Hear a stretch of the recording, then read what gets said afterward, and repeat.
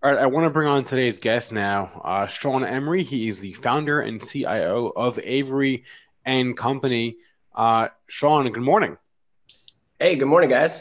How's it going this morning? Good, good. How are you? Doing well, doing well. We were just talking about PayPal. You mentioned to me that you like PayPal long term. Why is that? Yeah, we like the payment space in general. Probably touches every consumer out there globally and obviously domestically. So you're kind of always in the game in terms of consumption. PayPal in general, I know you guys were just talking about the chart here the last couple of weeks. They've struggled post their earnings and then obviously post Square's earnings. So negative sentiment all across payments, but PayPal overall is a strong story just because it's in that fintech kind of Venmo plus the core PayPal part of the business is really exciting to us. So long term, you like it. Do you place intermediate swing trades in the meantime, or you just play stuff long term? Yeah, I mean, look, so we pay attention to the charts for sure on entry and exits. You guys mentioned that 104 level. This seems like the one that makes sense today. If you were actively trying to participate, anything under that, you can kind of see below that 104, it takes you pretty low to kind of mid 90s. So again, I agree with the thesis earlier. This isn't a structural uptrend. But here in the short term, it's much more, I'd say trading in a range up to its highs, down to its this 104 level. Sean, what about Square? It had an awful day on earnings. It's kind of the victim here of the overall market here too. I mean, worst time to report, the day after Trump kind of starts another trade war with China. Square gets hit really hard on the earnings report. Now it's down here again. What about the long-term thesis in a stock like this? I mean, valuation is an issue here, obviously, but what are your thoughts here with Square? It sure is. I mean, we felt the brunt on Thursday, Friday of the Square move. Yeah, so we've been holders in Square, full disclosure, and we love the story there. Again, it goes back to the core thesis of payments being such a big opportunity. The one thing they broke out was their Cash App usage. I mean, June saw 3.5 million users using that actively. That's a big number. Then you have their core business, which again is doing 100 plus billion in purchase volume through that system. If you look at kind of non-financial metrics, you look at App Store trends, Cash App's number one finance app for 2 years in a row. This hits that core user of kind of the future, and people are using Cash App as a real means of whether it's kind of side business or for peer-to-peer. So you hear a lot of people talking about Venmo as kind of a core peer-to-peer, but I think Cash App's actually being used for things like haircuts and kind of your very small business operations, and that fulfills that Square's mission. So we like Square. We think the opportunity set. If you're invested in Square today, you're not investing with kind of what you can see today. You're investing in that platform that they've built where they have Square Payroll, Square Capital, Square Payments, Cash App to go alongside of that. They opened up their delivery network by selling caviar for 410 million. And yeah, later this year, they're going to be getting the purchase volume of Eventbrite that hasn't clicked in yet. Eventbrite does 4 billion in volume to their system and 3 billion domestically. So we expect that to be a catalyst down the road. But for now, it's negative. There's a lot of in Square. There's a lot of stuff that eventually is going to contribute to the bottom line. And I've seen some earnings estimates from some analysts on this that are looking out to 2021. And some people are saying it's going to earn $1.50 or $2 by then on the bottom line. You start thinking about that and you say, hey, this thing at $66 is growing like crazy. If it really could get to that earnings level, trading 25, 30 times those forward projections. And we don't know if these analysts are right or not. Obviously, it's all just estimates, but you can quickly see that, it's maybe not as, crazy valued as everybody thinks it is, in my opinion. Yeah, no, I agree. Look, they spend a lot on their platform for growth, and that's what they've done every quarter, essentially. And that's what's hitting the earnings. Yeah, they said we're going to grow our revenues, and we're going to take our profitability, throw it back in the business, and grow this thing. And sure enough, you have an economy growing at 2+% and a company like Square growing at 43% revenues top line. So they're doing something right. They're taking share. You compare them to PayPal's numbers. You compare them to Fiserv or some others that are in this space. They're taking share. and growing their ecosystem. So again, like you said, I think in a couple of years, it's only a matter of time until they want to use their lever. But I think growth and user base is much more critical today for that story.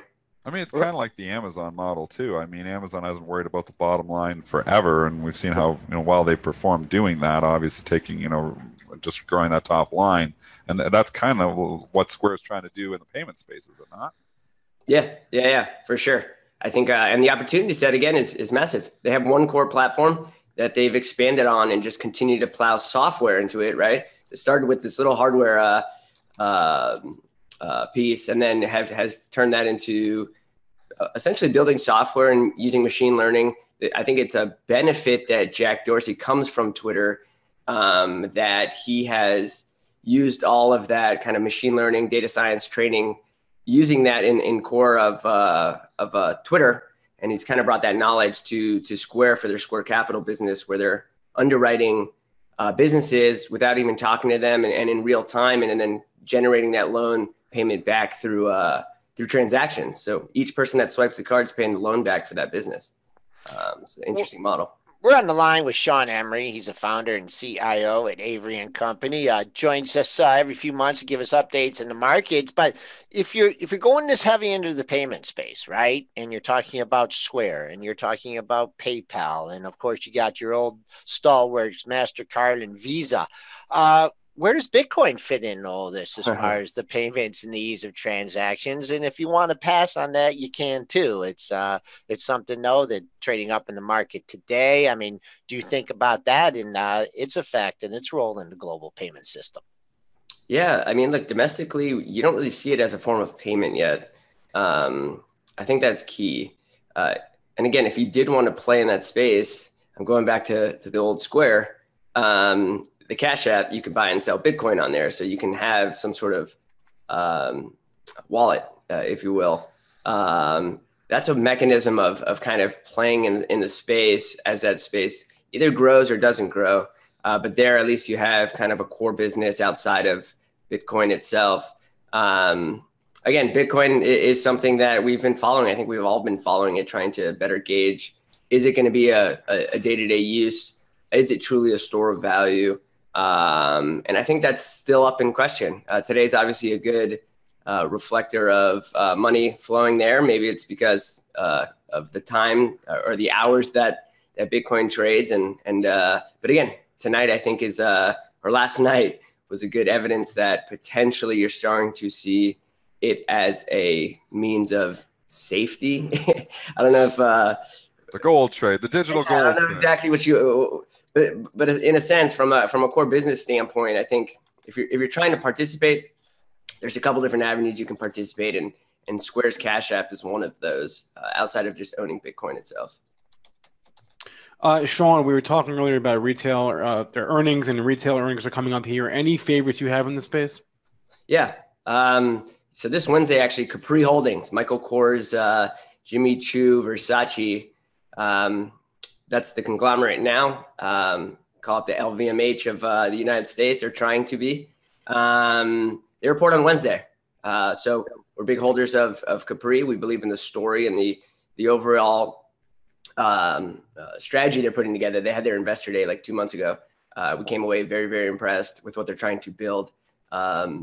We don't know if this Wednesday it's going to be evident, right? I mean, the story is really just starting. Retail is not a place that anyone necessarily is wanted to be in. The tariff talks didn't help at all, despite Capri not necessarily having a massive exposure to Asia from the manufacturing side. They do on traffic in terms of selling in airports and whatnot. But again, they report on Wednesday, and we're just looking forward to hearing the store count growth. You don't hear too many retailers talking about growing stores, so they should be growing stores in for Jimmy Choo and Versace. And then on the Michael Kors side, which is still the core of their business, it's just looking for stabilization. +1, -1, same store sales. And that would just show us a sign of stabilization in that business while they grow the other two. And they've proven that they can grow.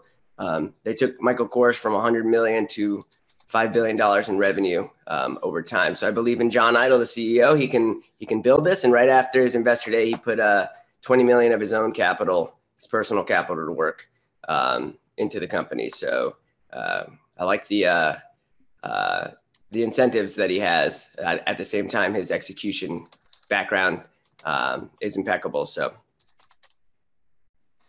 What about Eventbrite here?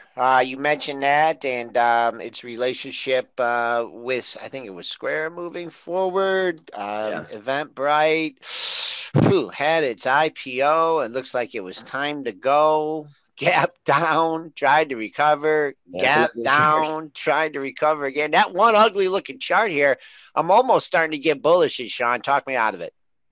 Yeah. I mean, look. Again, Square has an investment in Eventbrite, $25 million investment when they went public. You can get another snip of Eventbrite through that without depending on Eventbrite's pure business. That's an expensive company. They compete with a lot, or in a sense, right? I mean, everyone's trying to be the event planner of kind of society. Everything from your Facebooks to your Yelps and some others. So it's a highly competitive space. Then you have the core non-public companies that are selling tickets and trying to build their own planning and event product, if you will. And again, I think structurally, Eventbrite's just kind of in from a competitive landscape in a different spot. For me, I follow the story obviously because of the investment from Square. I don't love it from a pure investment standpoint, but I get why they would partner to try to take advantage of that $4 billion, $3 billion in purchase volume. So I'd stay away from that chart. It doesn't even look like anything connects. And yeah.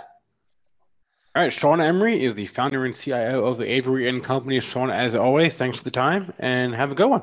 No, thank you guys. 8